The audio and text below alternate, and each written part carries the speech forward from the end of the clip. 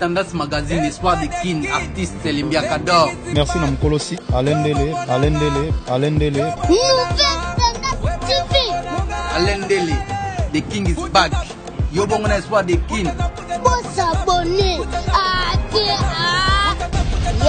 Bienvenue à vous, chers internautes, surtout vous qui aimez bien cette grande émission Bueno Vista chez Killer sur votre chaîne Nouvelle Tendance. Merci à vous tous et merci à toutes ces personnes qui continuent toujours à nous faire confiance et surtout à cette personne qui est visiblement invisible parce que lui c'est Jordan Panzo, hein, donc l'homme en mesure de manipuler 30 030 boutons à la seconde près. Il a toujours été avec moi tout le jour et j'ai dit merci comme ça à Alain Dele qui est le patron de cette chaîne. Salut de là où tu te trouves et puis à tous ses partenaires, en tout cas fidèles de cette grande émission et pourquoi pas de cette chaîne. Là je vois celui qu'on appelle Tati Bouchiri, le ministre de la Défense parce que lui il a la précision de la montre suisse. J'ai dit encore merci à Otis Massa, hein, double parking, le cœur des Sinotantines et pensez encore à Deborah Kiala, pourquoi pas à Chouchouna Tati la véritable, véritablement femme d'affaires Chouchou Natati, la Maloris, la Congolaise Malolo, et pensez encore à un grand monsieur Hervé Loumassa qui ne cesse de nous soutenir et d'être derrière nous. Merci aussi à Joël Ngangou et à toutes ces personnes en tout cas qui suivent cette émission. Odilon Mampouya Espace, exemple plutôt à suivre, il y a Odilon Mampouya, donc on est là et nous t'attendons et pourquoi pas à celui qu'on appelle la fierté du football congolais, Chancel Mbemba. Quand on est dans le barak, moto Azana Matama Balé, Azi Karaté. Ça disons c'est la matin même aux zigaté quoi, donc c'est son moteur me penser quoi me penser et au salaire vous allez bien gérer, raison pour laquelle aujourd'hui dans le cadre toujours de cette émission, dans le cadre toujours de, je dirais pas de la découverte, mais dans le cadre de cette émission, dans le cadre de vous informer, dans le cadre de vous former, dans le cadre de vous divertir, j'ai toujours reçu des gens aujourd'hui ils ont un cadre d'analyse tout son habit sur année donc sur mon plateau parce que c'est bienvenu chez Killer, on est en mesure de dire tout ce que nous pensons mais qui enfin ne vous feront jamais mal. Je reçois pour vous Janine Kalanga, je l'aime comme ça, Janine Kalanga qui est avec moi aujourd'hui et nous allons parler pas seulement d'elle, mais nous parlerons de ce qui se passe parce que la vie actuelle est basée dans le belé, surtout le monde, il y a chronique, on a Fab de gaz à benga, chronique Fouati, chronique Nani, des chroniques, et ça peut être très compliqué, raison pour laquelle je reçois pour vous une dame, Janine Kalanga, avec laquelle nous allons parler pendant quelques minutes, dans 4 dégâts Masolo Tozobeta. Janine, salut Kalanga. Bonjour Killer, merci beaucoup à toi, hein, ma vie patron Yacine, Nouvelle Tendance, Alain Dele, Bambote Ebele à mon patron, hein, à mon patron aussi, Zouati, hein, dans la ligne ming pour voir un patron, hein, balobi les coffres d'or, Pachuchasa, mon boss, mon patron, dans la ligne mini pour appeler couper sans confiance, moi trop et on peut et sans courage, il y a pour ça la moi musala, c'est grâce il y a patron en et permettre à bino la Nouvelle Tendance pour ça nini, boyamba Janine Kalanga donc bini par ailleurs loyembo TV quoi, hein. Donc, vous allez belé. Un grand merci aussi à Anne Batunion, tout beau à Janine Kalanga confiance. Merci beaucoup à toi, Olivier Odilon Mampouya, exemple à suivre. Un grand merci à toi, Dina Makaya Naziri, Sarah Ramazani, ma copine chérie. Un grand merci à toi, Jean-Luc Bourrier, mon partenaire Bobby. Les vieux doux des caractères. David Olito, Motomoko bien, de gros bisous à toi, Glody, à qui mon confrère. Donc, Bambote, Nabatunions, tout, vous allez toujours brancher. Et Rolanda, votre humble servante, Janine Kalanga, la souriante, autrement appelée Maman chérie de la presse congolaise. Maman chérie de la presse congolaise, la souriante, en tout cas, c'est un grand plaisir pour moi et un grand honneur, en tout cas, de te recevoir sur mon plateau parce que le tour est en tout cas, il y a Boga, il y a Swag, Alinga, bon, moi, Alinga, Libanga, mais tes caméraman le plus poli donc merci beaucoup et merci aussi na caméraman malgré comme vous avez évité voilà Jordan Panz na mon peu chinois Hervé chinois donc bambote na bino tout merci beaucoup. Alors je te reçois aujourd'hui en tant que journaliste Nebaloba et puis na hauteur au décelé sous moi deuxième facette là où j'étais très surpris de voir que aux ali sous actrice mbaliboso en tout cas ngana mona on a yeba tete en fait nso mbalena to mega panza ngona na cadre ka ndenge zalaka mais subitement bato moni maman paf Janine Kalanga journaliste passion tout ça on kana tembe pota musoma mutu kwa zoko eloko mo bipo ngo zango susu na salonga on a Killer si on a qui mala kama mission oyo pona Killer si en fait nga musala oyo eza te ke natangela ngo classe nord comprendre nga non na banda olinga théâtre na âge à 10 ans nga bakatanga basuki mpona musala oyo papa donc akatanga basuki donc ya lobi moi ne jamais koki osala musala ya tv eza musala bandumba mpo kala bazalaka kotraite musala na biso oyo bandumba musala bato ya eloko te boye bato ya mayele te tata donc malobaka ebele eza kaka mpona papa nanga te napesi mbote ya mon papa chéri que j'aime beaucoup donc ye nalinga mingi kobenge mon premier amour donc ye ma mobali nanga liboso donc nalingaki moi trop et à ma maman chérie Antoma Luka Lombo donc bisous ebele ebele donc papa nanga aletanga mpona mosala théâtre na bandi théâtre na âge à 16 ans mais na âge à 10 ans nayeba à l'époque groupe évangéliste si je me trompe pas ebima nazala kota la tv mpe nalinga mwa makambo obina trop nazala kota la tv ngobi nga maso na koli il faut nasala théâtre taka bota ya tv en famille mbata place utana tawe papa na nini nga na obebisa bamona nga po yo tanga classe yo préfère que ça misala o ezanga tina bato bakoki osaki nakoka loba te nakota na chambre navandi naotanga classe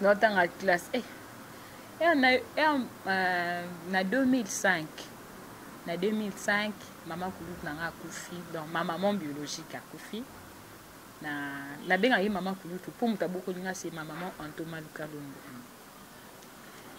toke Brazzaville po akufa tika na âge à 16 ans toke Brazzaville tozongi na fani nanga bi classe oui eza bien mais musala o na comprendre so na vandika ezongelaka ngai ezozongelaka ka nalobi so nalobaka so na ke qui danseuse te nazala artiste et comédienne non sande par après na yo ka ba danseuse ba musicien bazalaka na kisi boye na tali pe par rapport père banga linga makambo nzambe moi trop et ça propreté ko bandama makambo ya ba ki danseuse ngabité vaut mieux nakende na théâtre nasangisi classe na théâtre na âge à 16 ans na banda théâtre na 2005 na bandi théâtre na 2005 après matanga ya ma maman na zongi na vandi par après po bakunda na point noir na zongi ngabité na banda théâtre na banda pe à son âme première groupe na sala et pas Tatuka Lombo Tatuka Lombo donc ye pende mutu apesanga courage ya mosala donc alors mais azali muluba te azali mutu abandulu nde ye mpe apesanga courage deux fois boya répétition boye yoka na président to répété na gracieuse yo na président siko président ata nga kauka to répété na gracieuse to sani kalanga andeni po to a famille Kalombo to beta toura meminga pa ba talaka ye ayebanaki ameminga pa ba partenaire ka ndenge ezala toke to fandu wana répétition to répéter biso mibale ekoki to siminzi ya to bandi kota bima par rapport ba mama kamuro ezanga raté ndako nyonso to ba problème ezanga raté nde na se décidaki na tika na longwa wana na longwe na pemi na vana ngabiti kovanda boye esa bien te en plus na komaki loko théâtre moi ba physique moi ba nini esa la bien na yo kende groupe Amigo et pas Mama Milo en 2007 na bande pas Mama Milo répétition na respectation et comme tournage car na kimi jour sous Mama Milo ben Janine ezala kaninga c'est maman nazo banga koleka na TV par rapport ya nani papa nazo travailler notre mais Janine jouera bien yaka sala musala na ngai c'est maman na classe nani siko na banga so na leki na TV écrit lenga moi problème na femme Janine yaka papa osale loko te ngabi c'est bon maman na weya omona un mois na ya lisuté na tiba aussi ça filme par après nga sani na vaut mieux na répétera na ngai mais tournage na okim omona pe ba peso principal na koya na omona na kim si je me suis habité quelque part pe nazo étouffé et loko eza katinanga wana yo zo diplôme na zo diplôme na bi na tanga université mutu pasi mata kita na sala nanga malamo nde vraiment na ye komi koti sasiko nga mobimba na théâtre et pas Milo non avant et pas Milo nazaka et pas casse casse et pas casse sikota ba duchesse ba mamisa ba bobo manuka bango nyonso ba prince non na prince Tumba ba boss Kande ba mbote bele bisika bazali siko ba période ana boya bo chambo ma tournage bo tournate taka boyo kuta donc ba endroit yo siko leka total boke boti on a tournage bo tourner mais bo tourner té moi tozana ba rythme wey ba Olga Boda kenda ngola rythme wey le loisir na fait de l'amour et pas président Duce après c'est ba mbote donc boyaka bo pesa mbongo tournage mais boke bo tourner té bo vandi ma bo taliko ba yana bino ya groupe ba tourner ba sisi bo bimi pe 17h 18h bino na bozoni nde air duchesse ayolo avant duchesse alongwa na ba président Elombe apesanga na intervenir na tableau moko na sengi nzela na groupe te ndezala kaka nga copine na meta na ke otali na tournage président Elombe asenganga service Janine okoki ko intervenir na tableau moko nazaka kutokombola na église mutu atala ngo bobo asinga petit yo ma sava wana makila ya ba artiste otali tableau moko mais niveau bat ba bengeli nganjo kande bat ba yeba ke yo ko travailler ah moi c'est aya solo mais ndeza boye aussi suspension pour jamais ko tourner sans accord ya groupe mais c'est bon suspension na et comme monsieur na suka na ngali banda na kotati to vande wana pe groupe et comme moi mbilinga duchesse ake groupe Sinar batu ba comme moi ko kende wana na 2007 président José de Londres a fondé ce groupe né standard et combien de fois boya bo répéter mais boké pour assister président José de Londres singa yo batin boye ezo lembisa nga pena ndenge na kenda groupe amigo nde na zakio sa ba biloko par après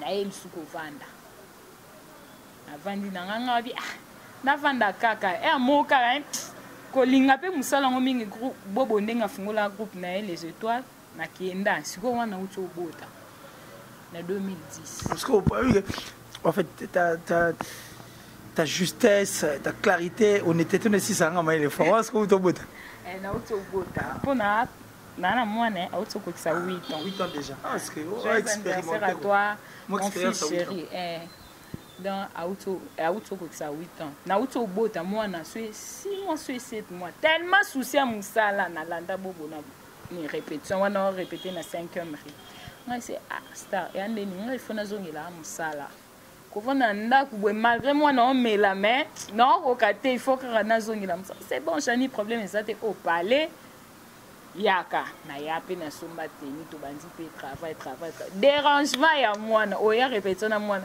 donc un soba ko kota action jani kota na scène okota bwe mwana banzolela mwana banzolela choix exact mais au monaka kito melisa mwana batuka bakomi oloba nde mwana olela bo dérangement okito bando melisa mwana siko ekoma ko gêner nganga mwana musala to ya na mwana na lia musala esa na ngasiko bien tenobi na pema ti mwana rotambola po wana taka 6 mois 7 mois mwana zaki na otambola ke 6 mois 7 mois par après na vandi lisusu na vandi boba comme yango yokimi bwenenga c'est moi na dérangement na okokate na konda muneno ezala te na kondota musala bobo taka répétition bobanda 8h sur 9h ti 14h et pourtant moi il faut aller à poto ça la boeta la rende ezala basculer dans monde à théâtre maman pouf na presse depuis na banzongo ça fait 2 ans maintenant parce qu'on m'a quitté maman pam c'est quoi au moins musala aussi ma micro nalela ngo fort c'est pas possible non tu es passionné dans nalela yango fort na ba te so nde nazala so na vani yo moko lobi okamwe Janine omona libanda na omoni na mais voici mon swag ça dit dans mon swag siko aola tanakini ça dit tout risqué quoi tout risqué surtout que ça sur voilà tanakini c'est que tout risqué quoi tout risqué maintenant ma solo exemple à suivre chez Odilo Mampuya. Désormais, qu'il Mobimba, Lubumbashi, Congo Mobatola, Ao. C'est à Kassavou, direction Gambela, avenue Opala 24. Il n'y a pas meilleur que ça. Boutique, exemple à suivre chez Odilo Mampuya. Dans la Podo Nakini, Rosa Ilomo, non. Exemple à suivre. Simple comme bonjour. Donc, on déplace ma soleil fandi. On est sur le molata. On est sur le mot à la chico. Sur le mot à la élégant. Sur le mot à la tendance. Sur à la soyer. Ils ont un exemple à suivre quoi. Chez Odilon Mapouya. Il y a Rachel Fantaisie. Bango Kassan bien donc Odilon Mapouya. Claudie. Ouais. Exemple à suivre. C'est encore possible. Potona Kisasa. Potona Kisasa. C'est encore possible quoi. Bah vois tu t'as dit. Potona Kata Bankinini. Deux fois tu dit. Le mois. Katiani, ils ont deux personnes différentes. Pour Nalela Moussalo fort.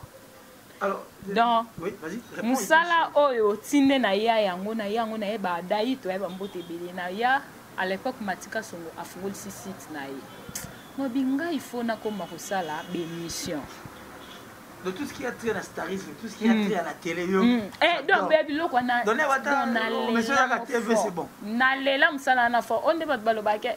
Ba fait belé ba ya Moussala pour na men non. Nga ma eza Moussala nanga. Donc, nalela on a eba te pour na nini. Alors, la télé, en tant qu'artiste, comédienne, toujours en tant que journaliste, c'est toujours dans le cadre de là, il y a apprendre. Parce qu'au 5-6 de vie, dans une mission rétrospective, qu'est-ce que tu regrettes dans la vie ou dans mon papa dans le banon? Non, regretter caca par rapport à pour ça là, on peut faut piquer pour ma finger, tellement me so finger. À ça sinon faut compte abandi ko finger. Au moins la maman ta finger me te mesuki. Pour nga mande na zawe na linga ka ta finger ngati. Nga onion tout à critique nga ya sala bedon. Azadon ennemi nanga na ling na supportera muto a finger ngati muto a critiquer ngati. Mais le fait de venir déjà embrasser mon il faut comprendre que mon oui, c'est tellement que mon dango eza bongo et on se connaît comment trouver un normal. Alors qu'est-ce que tu regrettes? Na monde oyo na marambo papa dans le banon. Na deux vies on regrette à venir. Na mine soma na regretter na ngelo te On regrette l'autre. Elote. Ça dit malgré mon papa dans le pour toi c'est faute mon karande ba film soevi ka baluka mambo baluka moi ba makambo nde ba koma lukila ba makambo elobata yo mo olobi Félix Oise wanda loba o finga na TV o suka na TV yo fingi mutu erreur répondre OK na l'état. Donc ka eloko wana. Donc à part wana penza. Voilà, alors parlons de côté eza positif et puis côté ça négatif depuis que yo y est monde il y a télévision parce que ça monde pas facile hein, vraiment pas facile mais yo quand même aux autres tenir et puis tu n'as pas honte tu n'as pas ce kilo de dire ce que tu es en tant que une fille mère mais qui vient dans un monde où les monde moro exposé hein, ça dit c'est vraiment un monde exposé.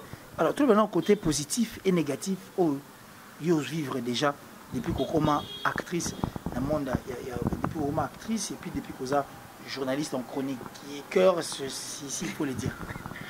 En fait sur le plan positif dans les bandes les allées non passe hein musala o ezalaki passe ponga ma na bandi musala o elo kana zaki osepela mingi na bato bayebi Janine Kalanga avant akota mondo ya télé ebele conseil ka bazaka opesanga Janine kolinga kokota na ba polémique ya buzoba te zala kaka Janine o biso to yebi yango pe na respectaka et puis yambemba est-ce que nga zana ba polémique donc na zana ba polémique te et be ba lo baka ona oyebana il faut toucher tel o toucher na non non muna mutaebi eloko nini azo sala ponde to sala émission lelo to sala on a 2018 hein 2018 mais erto comme en 2028 ezala kaka malgré nos bac ça 10 ans déjà non Léon a celle na 29 ans na 2028 non comme on a 39 ans tu comprends donc nos alissou Janine a lelote na la tikilote hein et rattraper même si elle rattraper nga mais est-ce que elle rattraper nga na ndenge ya bien on ngate rattraper nga na ndenge ya buzoba. Mais peut-être que l'autre est rattrapé dans le c'est comme si non mais maman pasteur ou pas et comme on attend moi et comme on attend moi pour la culotte est rattrapé et ça pour la télé te na simbi micro non de nature na lata na ngadula mikuse mais ce qu'on a ngate et là mikuse na lata na ngate na cha muto aza pembe na nga mal à l'aise on comprend non nga muto aza pembe na nga azala à l'aise Et le côté négatif, s'il faut parler, bah, côté négatif. Négatif pour nous, ça n'a par rapport à la rancune pe eza et belé misuba comment on simbela on bakisi. Na yeba ke ba danseuse ne ba simba bakisi pour baza pembe na ba musicien. Mais na ye ko ya aiza lokwa na kimimbula ne balé. Kisi eze belé buzoba pe eza ebele bako fingana donc hein et je na ngai. Ba talaka yo pokota monde wana mondo ya batel o afinganga mutu atalaka nsima te abanga ta age na ye te quelque part egenaka monde wana ya bandumba bafie ebele baya na net mpona oluka mibali. Non. Et toi actuellement tel que tu es là, vous assure que sur le bina bato on dit que vous en a problème na mutu te. Na mutu na parfait te. Je mes qualités, j'ai aussi mes défauts. Comprendre. Donc na ba qualité na nga batu ebele ba préféranga beaucoup plus na ba qualité na nga. Ba défaut na ce qu'on a nga muto ta moni jani na défaut. Ya on a linga Sarah Ramazani donc na ebité na zwa nga ba copine mais la fille non. Aza est parfaite na ba copine yosto na zwa na vie. Voilà, encadre-moi. Non, na lobby vraiment na loba makambo euta na kata mutema na nga ta nzambe amona makambo na loba. Ko euta mana fin fond ya mutema na nga. Alors merci beaucoup, je crois que c'était là. Janine Kalanga et puis na 4 gars il y a première partie mais tout moi deux dernières questions et permettre de biso to chuter. Alors bon objectif na monde depuis hier. Objectif est-ce que c'est réalisé ou pas? Et touche na olinga ya nango ce que zali ezanine. C'est quelle touche que toi tu as apporté encore dans ce monde? C'est vrai que le quoi c'est les raté. Tes objectifs d'abord, est-ce qu'on atteindre un mot? Et puis c'est quelle touche que toi tu as ramené au monde à Kenya Nazabo au monde c'est Janine Kalanga. En fait, Elo Nazala, non, premièrement, on a besoin. Pour avant de commencer à le motiver, na leka na moi des sites, des sites. Na leka na CL News TV, na leka pe na beauté image avant de commencer à le motiver. Et pas d'ailleurs on a compté beaucoup plus de pour site niana ezalate. Pour d'ailleurs on mutaye sanga Jani voici ma micro boy. So mon invité va ça là malgré yé mon mutant pour bosser en émission il faut soigner ça y est à kenena na zone na makambo info monde ezani info mondial so info monde na bango site place à travailler place Patrick Ngamba zalaka. Ako banda ko au monde a bossoine na sala na eka deux émissions. Première émission na Chico Pouloulou, deuxième émission na yo sala na matanga ya cellulaire pe ya son âme. To sona tinga bi mais yo mona la film kolo site ya CN News TV fungoli site ne tellement na ça comme on est calme na sollicite na proposer c'est na na besoin na travailler na yo. C'est comment to kutani pe to sololi Janine ngana lingaka boete na lingaka boya lobi makambo nga c'est ce qu'on a problème na nango na ebi ndenge basala annonce te na ebi ndenge basala des annonces te o te malembe okoyeba na ba première émission na sala na matanga grand frère à Gidel o ya BCBG pour na sala annonce cameraman aloba ta coupé 18 fois mais tellement que na linga ki musala ngo dans la vie il faut qu'oyeba elo oni nozo sala pe elo oni no lingi donc aux anneaux normal pe aux ala bien c'est pour dire que tes objectifs ils ont déjà atteint si pas tout malembe donc kendara mais ta touche ils ont touche ni alors te wana à la longue alors merci beaucoup c'était là Janine Kalanga comme je l'ai dit alors pour chuter peut-être un tout dernier message dans le cadre là-bas il nous le tout on va baser la tête on est allé de coq à l'âne, on a parlé de tout et de rien parce que par moment, bateau, rabiso, va rappeler, va se déstresser, va y baper, boitongo, bazolo, bazaba, nani, et pour nani, ça arrive. Alors, le quoi, c'est qui, d'une manière, il y a coq à l'âne. Un dernier message, et on va se fixer notre rendez-vous parce qu'on a ce que tu as tout sur la sucre, n'est-ce pas, tout sur la. Là, on a eu un moi pour de ça, bien, mais moi, bouillir, mais prochainement. Beaucoup mais un ngombe il y a 150 ans. Qu'il est mais le monde a sepé la canne musalo pour na yape malgré bateau basé là que Janine a mais pour na ngana dit que nana succès na suis déjà au seul émission batalio Claudia qui n'a déjà comme na 62 000 vies oye banité on a succès donc ngas qu'on a ni ba succès à bongo comprendre ezate que okoma yonde Michael Jackson non na ebi ke naza Janine Kalanga la souriante il y a Loembo TV. Donc, et là, ça l'a déjà bien en Wana. Baby, que Janine Kalanga, la souriante de la, autrement appelée maman chérie de la presse congolaise. Donc, son monier, on se référait malamment à site Loembo TV. Voilà. On comprend. Au moins, on a peine à mille peu pour ah, Janine a travaillé à Loembo TV. Si comme gloire, et ça n'a déjà bien. Donc, et là, on a dit que exactement que na luka ba succès, mon ko sependeni na luka ba base. Non. Oh non, ça n'a dingi baye bangaka ndenge na zaleli. Ba moni on a TV ndenge zaleli, onde baloba malgré na liboso caméra, toko sa makam susu. Mais un peu ba yana si ma caméra ba monika o ndenge zala raboye. Ngasko so ndenge o tutinga vraiment de lo mo espinga si comme ben ngande so na siliki na yo kate. Si comme ndenge wande défaut na ngai. Défaut na ngai. Faut reprendre le plus possible. Parce que Kalaté na siliki ça donc so bon yo c'est terrible pire me kabula biso. Alors on va se dire au revoir, un dernier message peut-être pour ceux qui en tout cas, merci beaucoup. Merci beaucoup non de inviter na plateau non merci na ba abonné nyos tout au ba pesa ton na bon pour Hollanda Janine Kalanga. Merci beaucoup aussi à mon boss, merci à Alain Dele. Alain Dele, merci beaucoup. Un killer qui laisse le lot à permettre de gagner la plateau. Il y a comme ça un cordon, mais c'est toi le cordon, c'est toi. On a une responsabilité, tu as une partie. Donc, ma mère va les linges seul, c'est là en famille. Donc, comme on a dit que vous comprenez déjà, donc merci Nabatuni merci Naba Obo. Mon boss, donc, non, il a fait. Donc, ça a émotionné ce cas, mon boss, pas tout ça, c'est qui m'a donc, merci beaucoup à toi, Killer, qui laisse donc, et ça l'inga bien. Le micro, il y a le maman, il y a une nouvelle tendance, et Télémi Liboso, et ça l'inga bien, pour découvrir une nouvelle tendance, et Zamba Liboso, mais Eza Soukate.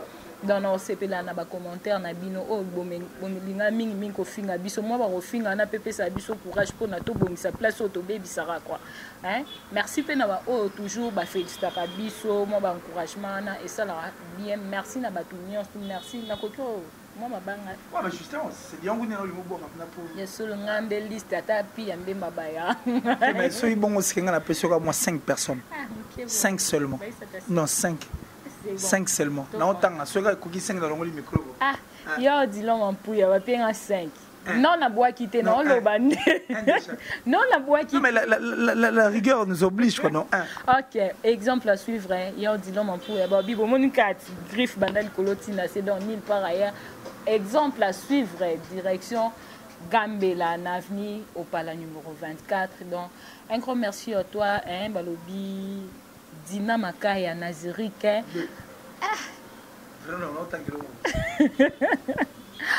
Merci beaucoup na David Olito, Motomoko bien doux des caractères. Un grand merci na Glody Akina Pi Ambe madame merci na batunion tout au baninga Janine Kalanga. Merci beaucoup à toi. Bon, voilà, biso na baxolo. Ah, killer. Ah, yo bongo na ngai. Merci beaucoup à toi, mon patron, mon boss, Babi. Patron, ça, c'est les Covo d'or. Nous, par ailleurs, depuis France. Donc, Bambote et Belé, Nabino Nyons, tout vous avez toujours branché à Kolanda, Janine Kalanga. Donc, Babi, c'est bon, Nimbo, Janine Kalanga. Ah, Bakatenga, Mabama, donc, vous comprendre. Bon séjour à qui, à toi, ma tante chérie, Anouarite Gemena.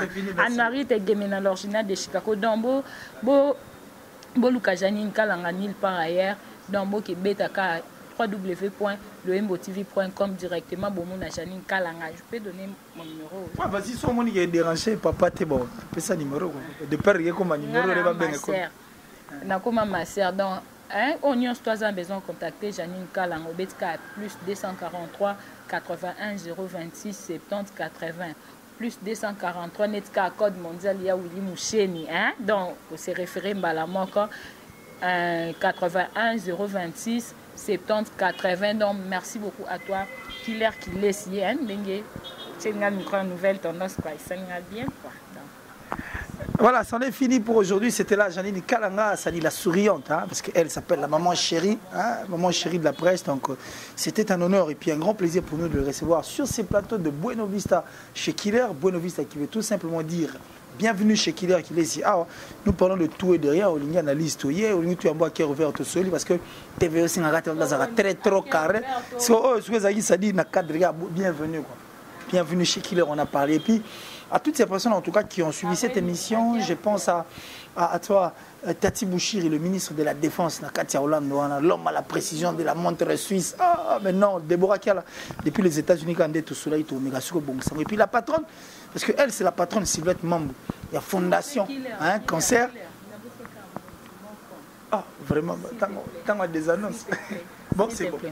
Bon, Jean-Luc Bori, depuis États-Unis, en tout cas, merci beaucoup. Merci beaucoup. Donc, yo mo place aux au comprendre.